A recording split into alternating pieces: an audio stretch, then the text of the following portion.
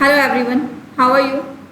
I hope all of you are doing good and studying really very hard to get success in your upcoming exams, right? Right. So, shall we start with today's topic? चलिए start करते हैं. What we have done in the last class, we have done about the organization facilitating business. इसके बारे में हम लोग पढ़ रहे थे. एक टॉपिक हम लोग कवर कर चुके हैं, एक ऑर्गेनाइजेशन को हम कवर कर चुके हैं, दैट इज RBI, यानी कि हम लोग RBI के बारे में पढ़ चुके हैं. अब हमें जो पढ़ना है वो नेक्स्ट ऑर्गेनाइजेशन के बारे में पढ़ना है. RBI से नेक्स्ट कौन सा था हमारा, बताओ?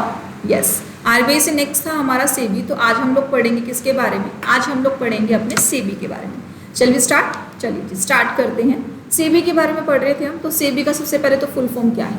सेबी का जो नाम है that is securities and exchange board of India, यानी कि एक ऐसी अथॉरिटी होगी जो आपके सिक्योरिटीज और एक्सचेंज को ध्यान में रखेगी, यानी कि सिक्योरिटी मार्केट को रेगुलेट करेगी. कैपिटल मार्केट, जहां पर आप कैपिटल इन्वेस्ट करेंगे, अपना पैसा लगाएंगे, उस मार्केट को रेगुलेट करने वाली अथॉरिटी है जी. ठीक है जी.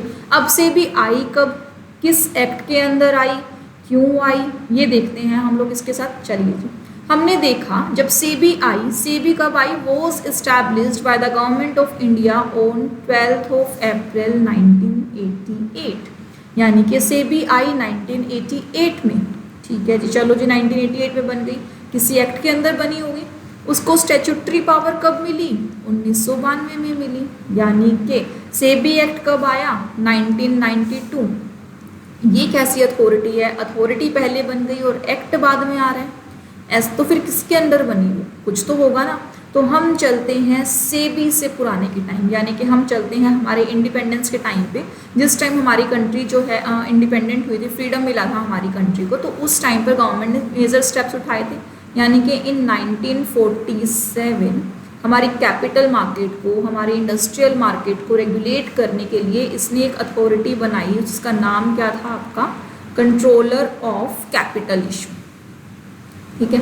अब इस अथॉरिटी को रेगुलेट करने के लिए एक एक्ट बनाया गया जिसका नाम था कैपिटल इशू कंट्रोल एक्ट 1947, यानी कि कैपिटल इशू कंट्रोल एक्ट 1947. ये एक्ट इसने बनाया. ठीक है जी. यानी कि 1947 में हमारे पास कितने काम हुए? 2 काम हुए. क्या काम हुए? एक तो हमारे पास अथॉरिटी बनी जिसका नाम हुआ कंट्रोलर ऑफ कैपिटल इश्यूज. ठीक है, कंट्रोलर ऑफ कैपिटल इश्यूज. ठीक है जी. और दूसरा क्या नाम हुआ? दूसरा नाम हुआ इसका कैपिटल कंट्रोल इश्यूज एक्ट, यानी कि capital control act, capital issue control act अगर हम बोल दें तो ये आपका एक्ट बना 1947 में. ठीक है जी. 1947 के साथ स्मूथ चल रहा था. अब इसने क्या किया? कैपिटल को कंट्रोल किया. ठीक है. लेकिन हमने धीरे धीरे ऑब्जर्व किया कि कैपिटल को कंट्रोल करने के अलावा, यानी कि ये देखने के अलावा कि मार्केट में कितना कैपिटल जाएगा, कितना लोग इन्वेस्ट कर सकते हैं, कितनी उसकी प्राइस अप्स हो सकती हैं, उसके अलावा हमें और भी काम करने चाहिए. हम मार्केट की बढ़ती हुई डिमांड को देखकर हमें पता चला कि लोगों की सुरक्षा भी बहुत ज़रूरी है, लोगों के पैसे को सिक्योर करना भी ज़रूरी है. तो इसके फंक्शंस बढ़ने लगे. जब इसके फंक्शंस बढ़ने लगे तो हम लोगों ने सोचा कि ये जो अथॉरिटी है ये थोड़ा सा ढीली है, तो हमें इसको रिफॉर्म करने की ज़रूरत है. तो इसका रिफॉर्मेशन हम लोग लेकर आए कितने में? 1988 में. ठीक है जी. 1988 में जब लेकर आए तो उस अथॉरिटी का नाम हमने रख दिया सेबी. ठीक है. यानी कि जो सेबी है सबसे पहले कौन से एक्ट में रजिस्टर हुआ हमारा? कौन से एक्ट में बना आपका? Capital issue control act 1947. ये 1988 के अंदर ये वाली अथॉरिटी रिपील हो चुकी थी. कौन सी बनी? अब हमारी सेबी बनी. ठीक है जी.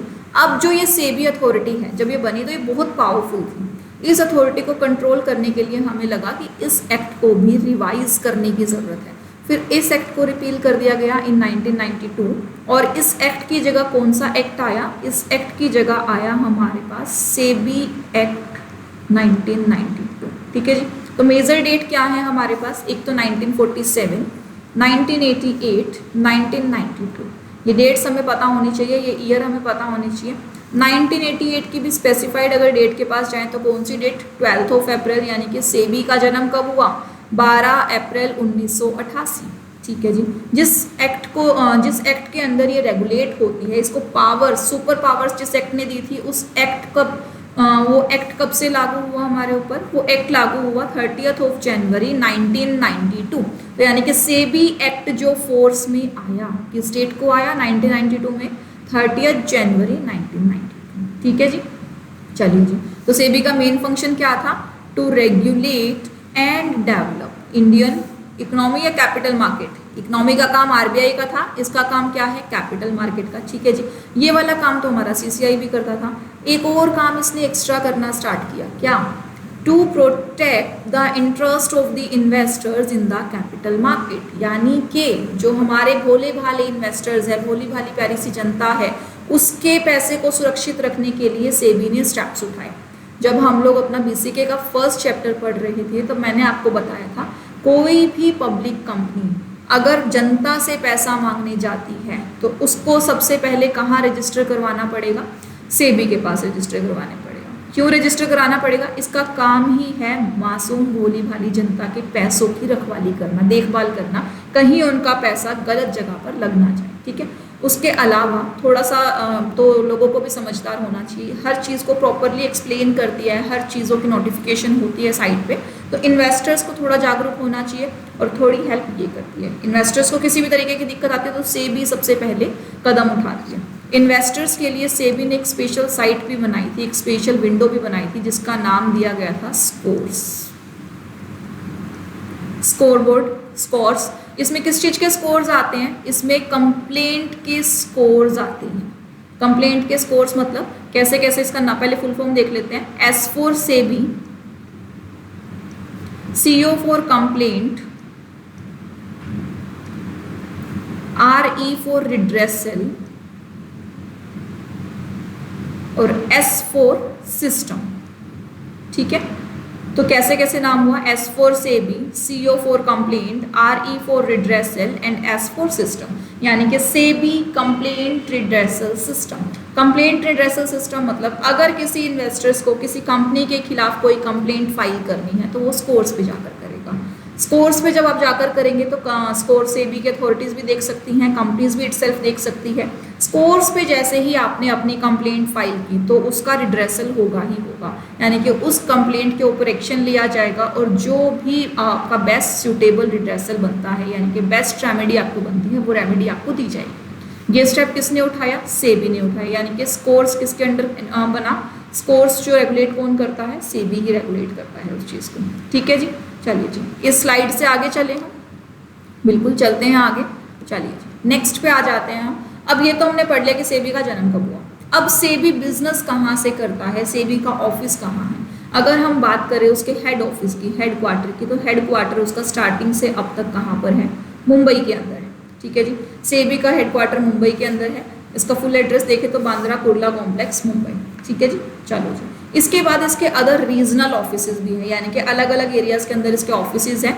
Northern region, eastern region, southern region और वेस्टर्न रीजन, हर जगह है। नॉर्दर्न का न्यू दिल्ली में है आपका, फिर कोलकाता, फिर चेन्नई और फिर अहमदाबाद, यानी कि हर एक रीजन का दिया हुआ है आपका नॉर्दर्न, ईस्टर्न, साउदर्न और वेस्टर्न। ठीक है, तो इस तरह से ये आपके ऑफिसेज बने हुए हैं। हेडक्वार्टर भी हैं आपके, अलग अलग एरियाज़ में आपको ऑफिसेज मिल जाएंगे। उस ऑफिस में आप जाकर सेबी के रिगार्डिंग जितने भी काम हैं आप साथ में कर सकते हैं। हमारे जो सेबी के करंट चेयरमैन हैं, वो करंट चेयरमैन कौन है? मिस्टर अजय त्यागी जी हैं। 30 ईयर्स का सिविल सर्विसेज का इनका रिकॉर्ड है, यानी कि 30 ईयर्स का इनको एक्सपीरियंस है। IAS हैं सर, IIT कानपुर से उन्होंने इंजीनियरिंग की है, तो ये इंजीनियर भी हैं, IAS भी हैं और 30 ईयर्स सिविल सर्विसेज में दे चुके हैं और हाईली इंटेलिजेंट और मतलब काफ़ी जानकारी रखते हैं ये मार्केट की, इसीलिए ये आज सेबी के क्या हैं? चेयरमैन है मिस्टर अजय त्यागी सर। ठीक है, चलिए जी आगे देखते हैं, स्लाइड से आगे चलते हैं। आगे है हमारे पास क्या? Composition of board. Composition of board किसका? अब सेबी भी है तो एक रेगुलेटरी बॉडी, अब उस रेगुलेटरी बॉडी में सिर्फ सेबी तो पर्चों पे आ गई, आपकी कागज पत्रों पे उसका नाम लिख दिया गया कि सेबी ने जन्म ले लिया। सेबी का काम करने के लिए कौन चाहिए हमें? Board of directors. ठीक है, या फिर बोर्ड चाहिए, उस बोर्ड में बहुत सारे लोग होते हैं, कुछ डायरेक्टर्स होते हैं, मेंबर्स होते हैं। चलिए जी, अब इन मेंबर्स को हम लोगों ने उनके क्वालिफिकेशंस पे, प्रोफाइल्स के बेसिस पे बांटा है। एक तो है हमारे पास चेयरमैन, चेयरमैन तो हमने पढ़ लिया जी, अजय त्यागी सर जी हैं हमारे करंट चेयरमैन। तो एक तो होगा हमारे पास चेयरमैन, ठीक है। उसके अलावा 2 मेंबर्स होंगे। कौन कौन सी क्वालिफिकेशन होगी पढ़ते हैं। 2 मेंबर, 1 मेंबर, 5 मेंबर, यानी कि कैसे कैसे बटे? चेयरमैन, फिर 2 मेंबर, फिर 1 मेंबर, फिर 5 मेंबर। चलो जी, चेयरमैन कौन अपॉइंट करेगा? हमारा चेयरमैन अपॉइंट करेंगे हमारे सेंट्रल गवर्नमेंट। ठीक है, सेंट्रल गवर्नमेंट चेयरमैन अपॉइंट करेगी हमारी। And he shall be a person of ability, integrity, standing in the field of securities market, law, finance, accountancy, economics and administration. ठीक है जी। एक और बात बताना मैं भूल गई, अजय त्यागी जो सर हैं उन्होंने हार्वर्ड यूनिवर्सिटी से मास्टर्स किया है इन पब्लिक एडमिनिस्ट्रेशन, तो इसके भी वो मास्टर्स हैं इस फील्ड के। सिक्योरिटीज़ मार्केट की उनको नॉलेज है, लॉ फाइनेंस के अंदर वो एक्सपर्ट रह चुके हैं, तो इन सब चीज़ों की नॉलेज है, डीप नॉलेज है, थोरोली उन्होंने 30 साल का एक्सपीरियंस इसमें निकाला है, इसीलिए वो आज चेयरमैन बनने की कैपेबिलिटीज़ रखते हैं of this reputed authority of this SEBI. ठीक है, तो इनको अपॉइंट किसने किया? सेंट्रल गवर्नमेंट ने किया। चलिए जी, एक तो हो गया हमारे पास चेयरमैन। उसके बाद क्या होगा? उसके बाद 2 मेंबर्स हम चूज करेंगे। 2 मेंबर्स कहाँ से?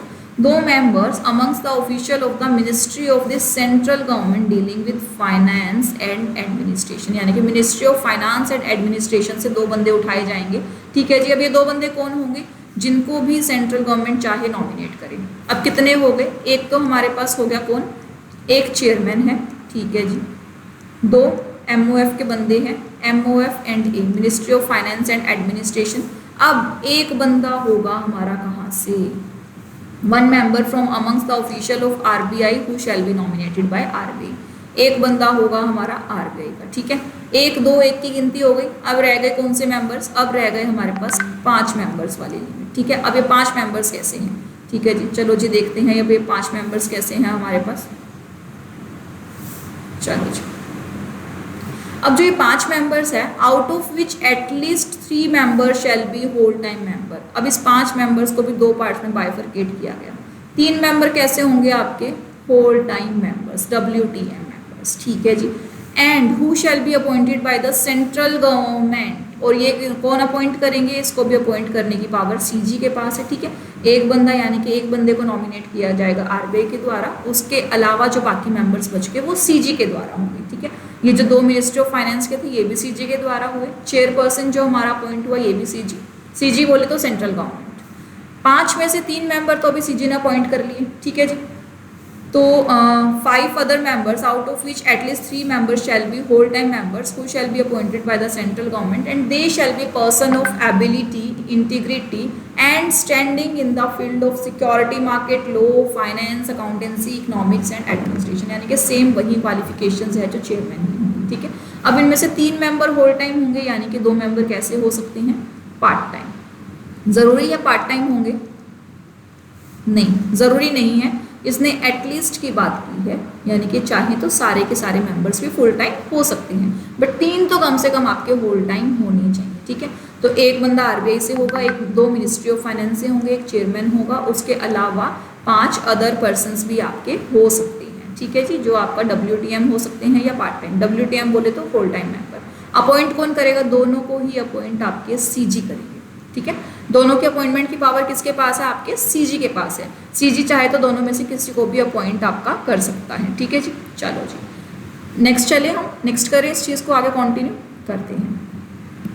चलो जी, अब बारी आ जाती है हमारे प्रेम्बल की। हम लोगों को पता है कि प्रेम्बल क्या होता है? किसी भी एक्ट की आत्मा। क्या होती है? किसी भी एक्ट की आत्मा। आत्मा बोले तो जो उसका कोर फीचर को डिस्क्राइब करेगी कि बेसिक फंक्शंस क्या हैं इस अथॉरिटी के, बेसिक फंक्शंस, बेसिक काम क्या करेगी ये अथॉरिटी, जो बेसिक फंक्शंस को रिकॉग्नाइज करेगी, बेसिक फंक्शंस को डिस्क्राइब करेगी, वही क्या है? हमारे प्रीएम्बल है। ठीक है जी। अब सेबी जब बना था तो ये बना था to protect the interest of the investors in securities. पहला काम क्या करेगा? इन्वेस्टर्स के इंटरेस्ट को प्रोटेक्ट करेगा। सेकंड काम क्या करेगा? To promote the development of and to regulate the securities market, यानी कि ये प्रमोट भी करेगा, डेवलप भी करेगा और रेगुलेट भी करेगा। क्या? सिक्योरिटीज मार्केट, यानी कि हमारी capital market, and for matters connected therewith और इंसिडेंटल देयर टू। और इन मैटर्स को करने के लिए जो भी चीज़ें ज़रूरी हैं वो काम करने की अथॉरिटी सेबी के पास है। यानी कि बेसिक काम क्या हो गए? सबसे पहला काम तो हो गया प्रोटेक्शन का, दूसरा काम हो गया इसका रेगुलेशन का। रेगुलेशन करना, प्रमोशन करना, डेवलपमेंट करना। प्रोटेक्शन होगी किसकी? उन इन्वेस्टर्स की जो कहाँ इन्वेस्ट करेंगे? कैपिटल मार्केट में। रेगुलेशन होगा किस मार्केट का? जिस मार्केट में हमारे इन्वेस्टर्स इन्वेस्ट कर रहे हैं, यानी कि हमारी capital market, securities market. Clear? चलिए जी, तो इस प्रिएम्बल से ही हमारे सारे रोल्स एंड रिस्पॉन्सिबिलिटीज निकल कर आएंगी, तो उसको चेक करते हैं। आइए चलो जी। अब फंक्शंस ऑफ सेबी है, रिस्पॉन्सिबिलिटीज। किन लोगों की रिस्पॉन्सिबिलिटी ली सेबी ने? उन लोगों की ली जो इन्वेस्ट करते हैं, ठीक है जी। अब जो इन्वेस्ट करते हैं, ये जो हमारे भोले भाले इन्वेस्टर्स हैं, ये पैसा कहाँ इन्वेस्ट करेंगे? किसी ना किसी कंपनी में इन्वेस्ट करेंगे। अब ये कंपनी कौन होगी? ये कंपनी वो होगी जो इनके पैसे के बदले इन्हें कोई ना कोई सिक्योरिटी देगी, से शेयर बेचेगी। लोगों ने क्या दिया? लोगों ने दी मनी। कंपनी ने क्या दिया? कंपनी ने इशू किए शेयर्स, यानी कि कंपनी क्या हुई? हमारी ईश्वर हुई, ठीक है जी। अब हमने पढ़ा था कि ईश्वर को, यानी कि किसी भी कंपनी को पब्लिक से पैसा लेने से पहले क्या करवाना होगा? लिस्टिंग। लिस्टिंग किसके पास होगी? सेबी के पास होगी, यानी कि ये ईश्वर को भी कंट्रोल करेगी, कहीं ना कहीं से बिल्कुल कंट्रोल करेगी। तो एक बंदे तो हो गए हमारे पास, कौन? इन्वेस्टर्स। दूसरा बंदा कौन हो गया? ईश्वर, ठीक है। अब ये जो इन्वेस्टर्स जब इस ईश्वर के पास जाते हैं ना पैसा लेके, तो ये डायरेक्टली नहीं जाते, इनके बीच में एक मीडिएटर होता है। उस मीडिएटर का नाम क्या है? स्टॉक ब्रोकर, ठीक है। आप अपना अकाउंट खुलवाते हो ना, ट्रेडिंग अकाउंट खुलवाते हो, डीमेट अकाउंट खुलवाते हो, ट्रेडिंग करने से पहले तो वो अकाउंट कौन खोल के देगा आपको? स्टॉक ब्रोकर खोल के देगा। यानी कि एक ही ट्रांजैक्शन में 3 लोग आ गए हमारे पास, कौन कौन? इन्वेस्टर्स, इशूअर्स और इंटरमीडिएरीज, यानी कि मीडिएटर्स आ गए। तो इन तीनों को ही रेगुलेट करने का काम करेगा। आइए चेक करते हैं। SEBI has to be responsive to the needs of 3 groups which constitute the market. कौन कौन से लोग मार्केट बनाते हैं हमारे? ईश्वर बना रहा है, इन्वेस्टर्स बना रहा है, और मार्केट इंटरमीडिएरीज। ईश्वर हो गया जी हमारी कंपनी, इन्वेस्टर्स हो गई हमारी भोली भाली जनता, और इंटरमीडिएरीज हो गए जो लाइसेंस लेते हैं सेबी से। किस लिए? इसलिए लाइसेंस लेते हैं ताकि वो ईश्वर और इन्वेस्टर्स के बीच के गैप को कम कर सके। इसने शेयर्स बेचने हैं, इसने खरीदने हैं, ठीक है। इसके पास मनी है, उसके पास शेयर्स हैं, ये खरीदना चाहता है, वो बेचने चाहते हैं। इन दोनों को मिलवाने का काम कौन करेगा? इन दोनों को मिलवाने का काम करेगा हमारा मार्केट इंटरमीडिएरीज, हमारा स्टॉक ब्रोकर, ठीक है जी। Clear first paragraph. चलिए जी नेक्स्ट पैराग्राफ की तरफ आ जाते हैं। अब ये काम करते हुए ना कई बार गड़बड़ हो जाती है। अब इसने कुछ टर्म्स एंड कंडीशंस को ब्रीच कर दिया ईश्वर ने बोला आपका पैसा मैं जो है कंस्ट्रक्शन मार्केट में लगाऊंगा। पैसा कंस्ट्रक्शन मार्केट में लगाया नहीं, तो अगर आपने जो बोलकर पैसा लगाया, यानी कि इस कंपनी ने बोला कि आप मुझे पैसा दो, मैं कहाँ लगाऊंगा? मैं घर बनाने में, कंस्ट्रक्शन मार्केट में पैसा लगाऊंगा। ठीक है जी, कंस्ट्रक्शन मार्केट में पैसा लगाओ। ओके जी, लोगों ने भरोसा करके पैसा दे दिया। जैसे ही पैसा आया उसको आपने जुए के काम में लगा दिया या एनी अदर बिजनेस में आपने लगा दिया, कंस्ट्रक्शन में नहीं लगाया। लोगों के साथ चीटिंग हो गई जी, लोगों के साथ चीटिंग हो गई। अब ईश्वर फंसेगा। अब ईश्वर फंसेगा कैसे? जब सेबी के पास पावर होगी किसकी? उसको दंड देने की, यानी कि उसके ऊपर लीगल एक्शंस लेने की जब पावर होगी तभी तो वो काम कर पाएगा ना। बिल्कुल तभी काम कर पाएगा। तो इस पॉइंट ऑफ व्यू को ध्यान में रखते हुए सेबी को 3 फंक्शंस और दिए गए, लीगल फंक्शंस। वो लीगल फंक्शंस क्या है? क्वासी लेजिस्लेटिव, क्वासी जुडिशियल और क्वासी एग्जीक्यूटिव। क्वासी का मतलब होता है जो कंप्लीट नहीं होता लेकिन उसके पास फुल पावर होती है जितना उसको डेलीगेट किया गया है। क्वासी इसलिए हमारी कंट्री के अंदर सिर्फ लेजिस्लेटिव हमारी पार्लियामेंट हो सकती है, ठीक है, एग्जीक्यूटिव हमारी मिनिस्ट्रियल डिपार्टमेंट होते हैं और जुडिशरी में हमारा जस्टिस सिस्टम आता है। यही ये काम कर सकते हैं, इस नाम से और दूसरे लोग नहीं बन सकते। इसलिए जब पर्टिकुलर हर एक एक्ट के पास पावर दी गई ना, तो उस हर एक एक्ट के नीचे इसके साथ क्वासी डाल दिया, यानी कि फुल फ्लेज बॉडी नहीं है, उसी का ही एक छोटा सा पार्ट है। यानी कि ये काम जब करेगी तो उनके बिहाफ पर करेगी। अब इंडिया के अंदर ये 3 अथॉरिटी, सिर्फ ये 3 अथॉरिटीज़ ही होती है और इनका काम यही कर सकते हैं। लेजिस्लेटिव का काम लेजिस्लेटिव कर सकता है, एग्जीक्यूटिव का काम एग्जीक्यूटिव, जुडिशरी का काम जुडिशरी। इनके अलावा ये काम कोई और नहीं कर सकता। हर एक्ट को जब बनाते जाते हैं तो देखते हैं यार इस एक्ट में भी पावर देनी पड़ेगी, इस एक्ट में भी पावर देनी पड़ेगी। तो उस पावर को देने के लिए ये जो वर्ड है क्वासी, इसको लगाया गया, यानी कि फुल फ्लेज बॉडी ना होकर एक फिर भी लेजिस्लेटिव बॉडी जैसी ही एक बॉडी है। ठीक है जी। अब यहाँ पर इसने 3 नाम रखे हमारे पास, लेजिस्लेटिव, जुडिशियल और एग्जीक्यूटिव। लेजिस्लेटिव क्या होता है, जुडिशियल क्या होता है और एग्जीक्यूटिव क्या होता है। लेजिस्लेटिव जो लेजिस्लेशन से काम करे, लॉ से काम करे, यानी कि इसका मेन काम क्या है? ड्राफ्ट करना, बनाना। क्या बनाना? रेगुलेशंस बनाना। जो सेबी एक्ट है 1992, उसके अंदर तरह तरह के रेगुलेशंस टाइम टू टाइम आते रहते हैं। कैसे आते हैं? जैसे ही देश में कोई घटना घटती है उसके ऊपर लॉ बनता है, वैसे ही कैपिटल मार्केट का कोई फ्रॉड हुआ उस पर नया लॉ बन गया, कैपिटल मार्केट में कोई आपने कमियां देखी उस पर नया लॉ बना दिया। तो सेबी ड्राफ्ट करता है टाइम टू टाइम रेगुलेशंस, ताकि हमारा सेबी लॉ जो है वो बहुत पक्का हो जाए, उसमें कोई लूप होल बचे ना। आज के टाइम में वैसे सेबी लॉ है जो वो काफ़ी पक्का हो चुका है, काफ़ी स्ट्रेंथन है, उसमें बहुत कम ऐसा चांस होगा कि कुछ कमियां निकलती हैं। बट फिर भी जो भी निकलती है उसको टाइम टू टाइम ये लेजिस्लेटिव अथॉरिटी क्या करती रहती है? अपडेट करती रहती है। ठीक है जी। तो ये ड्राफ्ट करेगी रेगुलेशंस बनाएगी। जो हमारी क्वासी लेजिस्लेटिव बॉडी है उनके पास रूल्स और रेगुलेशंस बनाने के राइट्स होते हैं। मेन लॉ को चेंज करने का राइट हमारा लेजिस्लेटिव के पास होता है। ठीक है, यानी कि जो पार्लियामेंट होती है हमारी, अपर हाउस लोअर हाउस, उनके पास। बाकी जो क्वासी जुडिशियल बॉडीज होती हैं उनके पास होता है रूल्स बना सकते हैं, रेगुलेशंस बना सकते हैं, नोटिफिकेशन इशू कर सकते हैं, सर्कुलर, यानी कि कोई भी नोटिस दे दिया अब से ये काम होगा तो चलो जी ये काम होगा। जैसे कि आप किस इंस्टीट्यूट में हैं अभी? आईसीएआई भी क्या करेगा? तरह तरह पे आपको टाइम टू टाइम आपको नोटिफिकेशन देता रहता है, सर्कुलर देता रहता है कि अब ऐसे करना है, सिलेबस में ये चेंज आएगा, आपके एग्जाम अब होंगे, एग्जाम की डेट्स निकल चुकी है, एग्जामिनेशन फॉर्म भर दो। तो ये सारे क्या हैं? उनके लेजिस्लेटिव फंक्शन है। ठीक है, तो SEBI draft regulation in its legislative capacity में काम करता है। ठीक है जी। अब लॉ बना लिया, लॉ कब लोग फॉलो करेंगे? जब लॉ फॉलो ना करने पर छिताई होएगी या नहीं होएगी? ऐसे तो कोई रूल्स मानता नहीं है, सामने वाले को पता है जे मैंने रूल्स तोड़े तो मेरी छिताई हो जाएगी।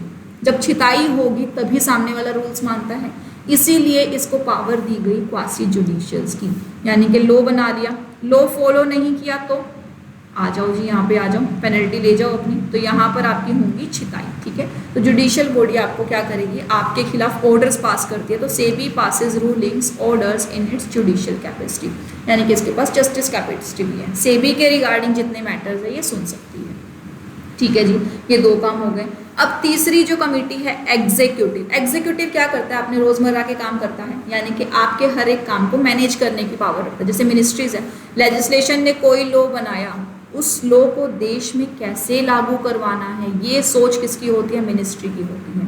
आपने देखा होगा किसी एरिया में लॉ पहले आता है, या फिर कुछ लॉ के कुछ पार्ट्स आते हैं, पहले ये वाला पार्ट जागरूक कर दो, लोगों का रिस्पॉन्स देखेंगे, फिर ये रेट्स बढ़ा दिए जाते हैं, ऊपर नीचे कर दिए जाते हैं, तो सारा काम एग्जीक्यूटिव करता है। तो यानी कि लॉ को लागू करवाने का काम, ठीक है जी, लागू करवा लिया, टाइम टू टाइम चेक करता रहेगा लॉ को लोग फॉलो कर रहे हैं या नहीं फॉलो करते तो इन्वेस्टिगेशन करता है ये। यानी कि किसी के ऊपर संदेह है, इन्वेस्टिगेशन कर लो, उसके डॉक्यूमेंट्स मंगवा लो, इन्वेस्टिगेशन करी, बंदा साबित हुआ कि एक्यूज्ड है, उसने कुछ तो घपला किया है, तो वो किसके पास चला जाएगा? फिर वो चला जाएगा जुडिशियल के बाद। यानी कि क्या, किस तरह से बताइए?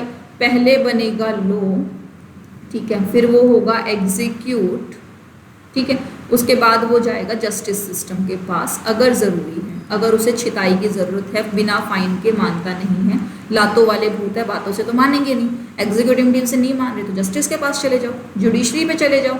जब एक बार पेनल्टी लग जाएगी, करोड़ों करोड़ों की पेनल्टी होती है सेबी वाले में, अब इतने करोड़ों की पेनल्टी अब जब आप भरोगे तो अपने आप सुधरोगे अगली बार, ठीक है, या तो बातों से मान जाओ या पेनल्टी से मान जाओ। तो ये 3 फंक्शंस दिए उन्होंने कैपिटल मार्केट को रेगुलेट करने के लिए सेबी के पास, ठीक है जी। अभी जुडिशियल के साथ आगे बढ़ते हैं। जुडिशियल जो अथॉरिटी है इसका नाम, एक तो आपका सेबी ने आपका केस सुना, अब सेबी ने केस सुना, मान लो यहाँ पर एग्जीक्यूटिव टीम के बाद सेबी ने केस सुना, आप इससे खुश नहीं हो इस केस से, तो आप क्या करो? इससे केस से खुश नहीं हो तो आप इसकी अपील कर दो। इसकी अपील होती है जी सेट के अंदर। सेट बोले तो सिक्योरिटीज अपीलेट ट्रिब्यूनल, यानी कि सेबी के खिलाफ अगर आपको कार्रवाई करनी है तो आप सेट में जा सकते हो। अब जरूरी थोड़ी है बेचारी किसी कंपनी ने गलत किया हो सकता है सेबी उसको बिना काम के तंग कर रही हो, और अगर आपको लगता है कि मुझे बिना काम तंग किया जा रहा है तो आप चले जाओ सेट में। सेट के अंदर हमारे चीफ जस्टिस बैठते हैं, यानी कि जो हमारे सुप्रीम कोर्ट या हाई कोर्ट के रिटायर्ड जज या एग्जिस्टिंग जज होते हैं वही सेट में बैठ सकते हैं इन द कैपेसिटी ऑफ जज। सेट का जज बनने के लिए क्या रिक्वायरमेंट है, क्या एलिजिबिलिटी है? आप या तो हाई कोर्ट के या फिर सुप्रीम कोर्ट के चीफ जस्टिस होने चाहिए। हाई कोर्ट के चीफ जस्टिस है तो भी चलेगा, सुप्रीम कोर्ट के जज हैं तो भी काम चल जाएगा, ठीक है। तो ये होगा आपका सेट का। चलो जी, अब मान लेते हैं कि सेट तो फिर भी सेबी के अंडर ही आ गया, इसने भी नहीं मानी तो तो फिर अपील बहुत रेयर चांस में होगी, और जो होगी वो कहाँ होगी, वो होगी आपके सुप्रीम कोर्ट में। सुप्रीम कोर्ट सारी अपील नहीं सुनता, कुछ कुछ स्पेशल अपील सुनता है। अगर आपकी अपील ज़्यादा स्पेशल हुई तो उसकी सेकंड अपील की जा सकती है सुप्रीम कोर्ट में, अदरवाइज कहीं भी नहीं। यानी कि सेट के पास क्या अथॉरिटी है, हाई कोर्ट तक की अथॉरिटी है, हाई कोर्ट के बाद ही जाती है सुप्रीम कोर्ट में। तो सेट ने अथॉरिटी रखी है हाई कोर्ट वाली, तो सेट के पास हाई कोर्ट जितनी पावर है। बच के रहना ईश्वर्स लोग जो पंगा करते हो सेबी के साथ, ठीक है। चलो जी, तो हम पढ़ते हैं सेट के बारे में थोड़ा सा। अब ये क्या कहता है कि though it makes very powerful there is a appeal process to create accountability, यानी कि अगर किसी के काम को आगे कंप्लेंट ना की जा सके, दादागिरी चलने लगे, तो फिर सामने वाले के मन से डर खत्म हो जाता है, वो कंप्लीटली अपनी मनमर्जियाँ चलाने लगता है। तो अकाउंटेबिलिटी यानी कि जवाबदेही तय करने के लिए सेट बनाया गया, यानी कि सिक्योरिटीज अपीलेट ट्रिब्यूनल, ठीक है। अब ये एक 3 मेंबर्स ट्रिब्यूनल है एंड इज हेडेड बाय, ये जो है आपकी बुक्स के अंदर लिखा होगा justice JP Deodhar, a former जज ऑफ बॉम्बे हाई कोर्ट। ये जो आपका करंट सिनेरियो नहीं है, आपकी बुक्स में पुराना लिखा है, अगर ये लिखा हुआ है। जो करंटली हमारे चीफ जस्टिस हैं सिक्योरिटी अपीलेट ट्रिब्यूनल के, that is justice Tarun Agarwal, retired chief justice of Meghalaya high court, ठीक है। ये हैं मिस्टर तरुण अग्रवाल, जो कि जस्टिस हैं हमारे मेघालय हाई कोर्ट के, रिटायर हो चुके हैं वहाँ से। अब ये सेट के ऊपर अपनी जस्टिस सर्विसेज देते हैं, ठीक है जी। चलो जी, अब सेट की सर्विसेज से खुश नहीं हो तो क्या बताया, कहाँ जा सकते हो, तब आप जा सकते हो सुप्रीम कोर्ट के पास। अब आपने सुप्रीम कोर्ट के पास जाना है, ठीक है जी। सुप्रीम कोर्ट का एम्बलम ये है, यानी कि चिन्ह ये है। सुप्रीम कोर्ट आप जाओगे तो वहाँ पर लिखा होता है, यह तो धर्म सततो जय, यानी कि धर्म सत्य की विजय होती है, ठीक है। आगे है हमारे पास SEBI has taken a very proactive role in streamlining disclosure requirements to international standards. अब जब आप लिस्टिंग करवाते हो सेबी के पास, तो आपके पास तरह तरह की गाइडलाइंस डालता है, तरह तरह के रूल्स आपके ऊपर डाल देता है, बर्डन डालता है कि देख 3 महीने बाद तुझे अपने रिजल्ट्स, फाइनेंशियल रिजल्ट्स, अपनी बैलेंस शीट लेकर आनी होगी मेरे पास। 3 महीने बाद मुझे ये बताएगा तेरी कंपनी में कौन कौन इन्वेस्टर्स हैं, तूने बीच में कितने इन्वेस्टर्स की अदला बदली करी। 3 महीने बाद तू मुझे ये बताएगा तेरी कंपनी में इन्वेस्टर्स कितनी कंप्लेंट लेकर आते हैं। तो इस तरह से इन्होंने अलग अलग क्राइटेरिया बनाए हुए हैं। तो यहाँ पर क्या, अब कंपनी को बताना पड़ेगा, मजबूरी है, लिस्टेड है सेबी के पास, अब बताएगा तो यानी कि डिस्क्लोजर देगा। डिस्क्लोजर होते हैं पब्लिक, कोई भी चेक कर सकता है, हमें आराम से पता चल जाएगा कि कोई कंपनी जो है वो कितना घपला कर रही है, फॉलो कर रही है नॉर्म्स को या नहीं। बस हमें ज़रूरत है थोड़ा सा जागरूक होने की। सेबी की साइट पे जाया करो, टाइम मिले जब आपको, अच्छा लगेगा। सेबी की साइट खोलनी आएगी, और आप जब फ्यूचर में प्रोफेशनल बनोगे तब तो आपको यूज टू होना ही है इन साइट से, ठीक है। चलिए नेक्स्ट स्लाइड पे चलते हैं। अब बात करते हैं पावर्स ऑफ सेबी, ठीक है। अभी तो हम लोगों ने पढ़ा कि किस किस को रेगुलेट करेगा और किस तरह से रेगुलेट करेगा। कुछ स्पेशल पावर्स को यहाँ पर डिफाइन किया गया है, तो आइए चेक करते हैं।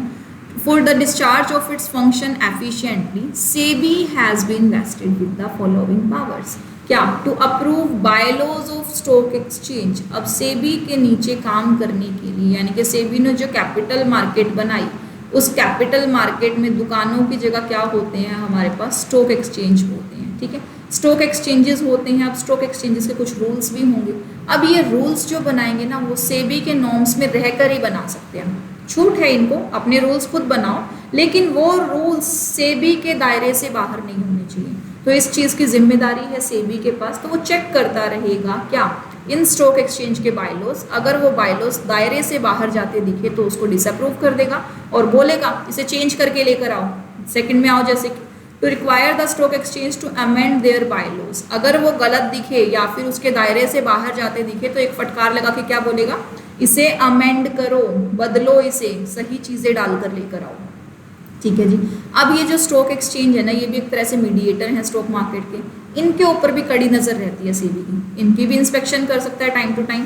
तो to inspect the books of account, call for periodical returns from recognised stock exchange, इनसे टाइमली रिटर्न मांग सकता है। बताओ कितनी कंपनियां तुम्हारे पास लिस्टेड हैं, कितना तुम्हारे पास फंड्स आ रहा है, यानी कि लिस्टिंग फीस आती है ना, टाइमली आ रहा है या नहीं, तुम सारे रूल्स फॉलो कर रहे हो या नहीं, क्या कोई कंपनी जब इशू करती है शेयर्स तो तुमने सबको एनओसी प्रॉपरली दिया है या नहीं। तो हर चीज़ के लिए आप काम करते हैं। एनओसी बोले तो नो ऑब्जेक्शन सर्टिफिकेट, ठीक है। चलो जी, to inspect the books of accounts of financial intermediaries, जितने भी हमारे फाइनेंशियल इंटरमीडियरीज हैं उनकी बुक्स ऑफ अकाउंट चेक कर सकते हैं। हमारे पास ब्रोकर हो गए, हमारे पास काफ़ी तरह के नाम होते हैं, नाम मैं आपको लेती हूँ, जैसे वेंचर कैपिटल फंड्स हो गए। जितने भी सेबी के फाइनेंशियल इंटरमीडियरीज होते हैं उनका काम यही होता है कि वो कुछ कंपनीज में इन्वेस्ट करते हैं, बल्क में पैसा इन्वेस्ट करते हैं। जो कंपनीज में बल्क में पैसा इन्वेस्ट करे उनको फाइनेंशियल इंटरमीडियरीज बोला जा सकता है। ठीक है, चलो जी। To compel certain companies to list their share in one और मोर स्टॉक एक्सचेंज। ये क्या करेगा, अगर कोई कंपनी जा रही है किसके पास, पब्लिक के पास, तो उनको कंपेल करेगा तुम एक या एक से ज़्यादा स्टॉक एक्सचेंज में रजिस्टर करवाना होगा, वरना तुम पब्लिक के पास जा पाओगे या नहीं। पब्लिक वाला रास्ता आपके लिए बंद, अगर आप अपने आप को लिस्ट नहीं करवाते हो, रजिस्टर नहीं करवाते हो इन वन और मोर स्टॉक एक्सचेंज। ठीक है जी। दो फेमस स्टॉक एक्सचेंज है हमारे सेबी के, NSE और BSE, national stock exchange, Bombay stock exchange. ठीक है, चलो जी नेक्स्ट करते हैं हमारे पास SEBI's role in business facilitation. ये तो हुआ सेबी का काम, अब बिजनेस को कैसे फैसिलिटेट करता है भाई। अब मैंने आपको स्टार्टिंग में ही बताया था इस चैप्टर के, फैसिलिटेटर दो तरह के होते हैं, एक जो आपको रूल्स देते हैं, गाइडलाइंस देते हैं, दूसरा जो आपको पैसा देते हैं, आपको सर्विसेज देते हैं। अब सेबी है आपका रेगुलेटर, तो ये डेवलपमेंट करता है आपकी कैपिटल मार्केट को। जैसे ही कैपिटल मार्केट हुई तो कंपनी के पास पैसा आना शुरू होता है, इसके शेयर्स मार्केट में बिकने शुरू हो जाते हैं। ठीक है, यहाँ आ जाएगा शेयर्स और यहाँ क्या आएगा, यहाँ आएगी हमारे पास मनी। ठीक है, तो डेवलप तो कर ही रहा है मार्केट को, कंपनीज को फायदा तो हो ही रहा है। That is market for the corporate issues of capital, यानी कि it facilitates public offering of capital by company. अब इस कंपनी को क्या मिला, पब्लिक की ऑफरिंग, पब्लिक का पैसा। Thus, these companies are able to access the capital market for their funding requirements. जब इनको पैसा चाहिएगा तो let's go to the public, public के पास जाएंगे। It also oversees the subsequent trading of their shares on the floor of the stock exchange. ठीक है जी, क्या बोलते हैं कि it also oversees the subsequent trading of the shares. अब पहली बार पब्लिक से ले लिया पैसा, ठीक है जी, अब ये पब्लिक इस शेयर्स को खरीदना बेचना चाहती है, लाइक नॉर्मल सामान तो बेच सकती है। कैपिटल मार्केट ओपन रहती है, स्टॉक एक्सचेंज पे फ्रीली ट्रेड होते हैं पब्लिक कंपनीज के शेयर्स। ठीक है, अब ये ए बंदा चाहता है कि मुझे पैसे चाहिए, इस शेयर को बेच दूँ, बेच दे जी, स्टॉक एक्सचेंज पे जा, कोई ना कोई बायर मिल जाएगा। तो यानी कि स्टॉक एक्सचेंज की मार्केट को भी रेगुलेट करता है। और क्या है, it even facilitates overseas entities desirous of participating in Indian capital market and domestic capital market entities desirous of participation in overseas market। इस चीज़ को पढ़ने के लिए हम थोड़ा सा रुकेंगे, जब हम लोग चैप्टर नंबर 6 पढ़ेंगे तो उसके अंदर इस चीज़ का रिलेशन है।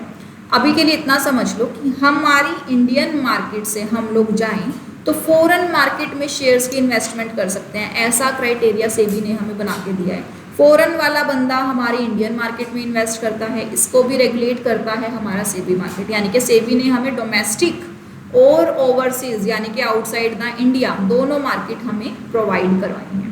ठीक है, चलिए जी नेक्स्ट क्या है, it coordinates with the market developer and regulators approach. तो ये क्या करता है, जब ओवरसीज मार्केट की बात करते हैं तो बाहर जो रेगुलेट हैं उनके साथ कोऑर्डिनेशन करता है, बाहर के रेगुलेटर्स के साथ। हमारे वालों की इन्फॉर्मेशन उनको देता है और उनके वालों की इन्फॉर्मेशन खुद लेता है। इन दोनों का आपस में जितना अच्छा रिलेशन होगा उतनी ही अच्छी हमारी ओवरसीज मार्केट चलेगी। चलो जी नेक्स्ट क्या है, it is responsible for investors faith in functioning of the capital market and thus ensures the corporate of steady flow of funds. हम जैसे भोले भाले लोग किस पर विश्वास करते हैं, हम विश्वास करते हैं सेबी पर। हम बोलते हैं कि प्रॉपरली रेगुलेट मार्केट है, यहाँ पर फ्रॉड तब तक नहीं होगा जब तक हम अपनी आंखें खुली रखेंगे।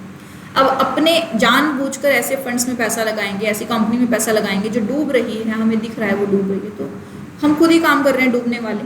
लेकिन ये पूरा ध्यान रखती है, इसने सारे डिस्क्लोजर साइट पे दिए हुए हैं, आप अपनी आंखें चेक करो, आंखें खोल के चेक करो हर एक कंपनीज को, और जो कंपनी अच्छी लगे उसमें इन्वेस्ट करो। ठीक है, बाकी तो आपकी किस्मत है।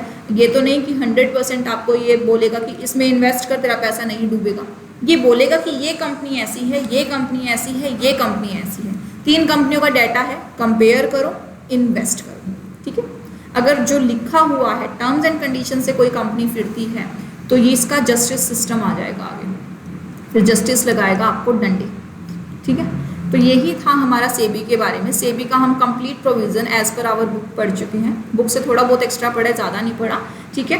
तो आप अपनी बुक से, मॉड्यूल से सबको कंप्लीटली अच्छे से पढ़ना, और लाइव क्लास के अंदर अगर कोई डाउट सेशन है तो वहाँ पर हम कंटिन्यू करेंगे इस टॉपिक को। तब तक के लिए पढ़ते रहिए, मुस्कुराते रहिए। Thank you.